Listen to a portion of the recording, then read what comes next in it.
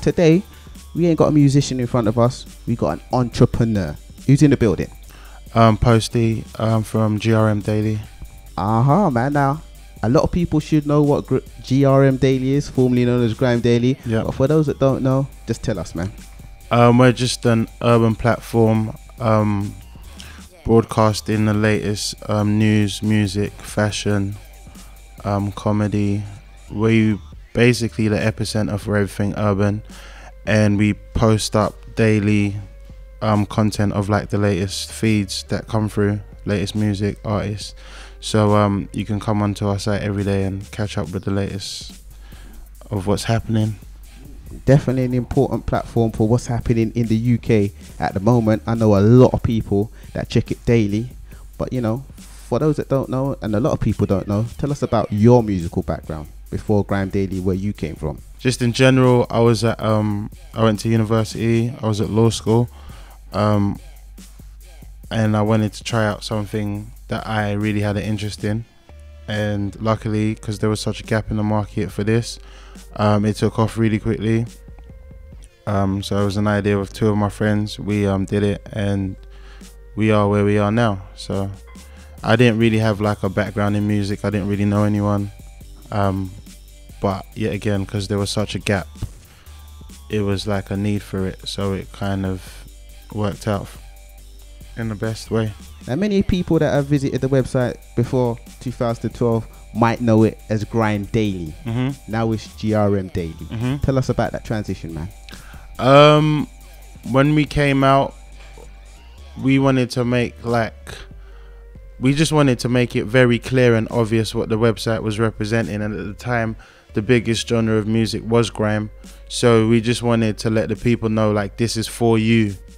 So there was nothing really out there like that, and I think once people identified with it, when they came on the site, they realized that there was more than just grime on there, and we didn't want to be stereotyped any longer for the sort of content that we put out there. We wanted to, you know, branch out and do different things. So I think GRM Daily is still a representation of Grime Daily. It's just a bigger representation of what we represent. So you can say it's grime rap music, you can say it's good rap music, you can say whatever it is, but it's just an evolution of what we once were, bigger and better, really. Evolution. So you would say that the purpose of the website has changed from what you originally intended? Not that I wouldn't say we've changed the purpose of the website. The purpose of the website is still the same. We're just reaching out to a bigger audience. So that's the only change, I would say. Like, because some of the purists as well, man, like, you know, we love grime. There's a lot of, you know, grime heads that you know, visit the website. A lot of people are scared that there's going to be maybe a saturation of American content. Okay. To be honest, we don't compromise the posting of UK content when we post up American content.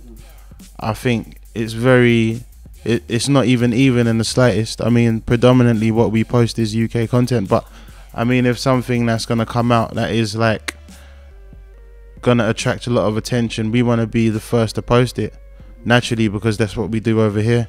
So just because, like, yet again, just because we were called Grime Daily doesn't mean that when a new Drake video comes out, I can't post it on the site, because I want you to be able to watch it on my site first.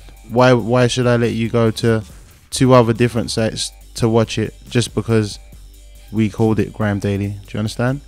So yet again, we just don't want to be boxed in, but we're still serving the same purpose, but just on a bigger scale. So yeah, a lot of people want to know about the process in which GRM Daily accepts video submissions. Tell us about it. You can send into your you can send your video submissions to submissions@grimedaily.com. We review them and make sure that they're suitable for the site, so on and so forth. And yeah, and then if we like the video, we post it up along with the other videos of notoriety that we've posted on the site on the day. And it's as simple as that. Simple as that. Now, people are talking about the urban circle bursting. You know, we've been in a good couple of years, a healthy state. You know, things go in cycles. on, off, bad cycles, good cycles. What's your opinions on that, man?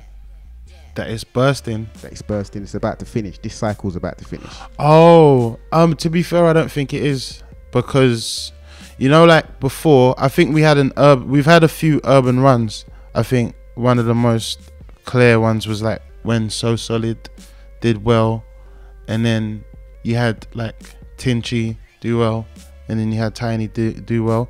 Now, for example, I think we came around near, like literally when Tinchy was doing well, and we was present during when Tiny was doing well. And during all of these stages, the only difference between like the So Solid era and this era of when everyone's coming through now is that we didn't have our own stuff.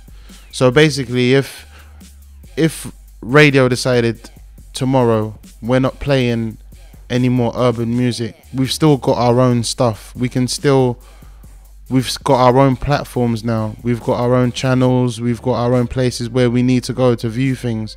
Whereas beforehand, when the government or whoever decided not to play like the So Solid tracks and ban them for the tours, and we couldn't see them, we couldn't say, oh, I'm gonna go here and watch the So Solid video just because I want to watch it. Do you know what I mean?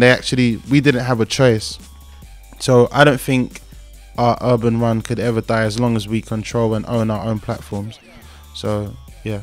So talking about the different cycles, the different eras, you know, because there are those things do exist. What has been your favorite cycle, favorite era in the scene for the last, 10 years or so?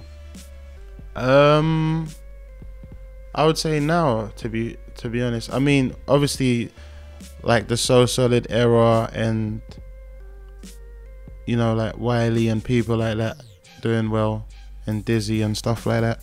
But now it's just like that was the beginning, and I think now is where we really need to break through and make the music our own and start supporting our own and buying our own music. So I'm just excited to see where it goes from now, because this is the best position I think that urban music has been, because like people can just do what they want and do well from it. Like just the other day, Skepta did no promotion, for example, and just brought out a CD and he was in the album charts, and I think that's amazing. So I'm excited to see where we can go from now.